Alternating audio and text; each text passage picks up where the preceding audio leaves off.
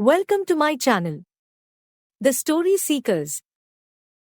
Lip balm is an essential item for anyone who wants to keep their lips healthy and moisturized. Not only does it prevent chapped lips, but it can also protect your lips from the sun and wind. Making your own lip balm at home is easier than you think. All you need is beeswax, coconut oil, and essential oils for fragrance. Melt the beeswax and coconut oil together in a double boiler. Once they are melted, add a few drops of your favorite essential oil. Pour the mixture into lip balm tubes and let it cool for a few hours. And there you have it, your very own homemade lip balm that will keep your lips moisturized and healthy.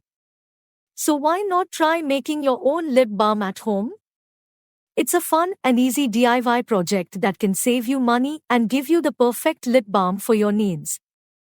Please subscribe to my channel for more videos.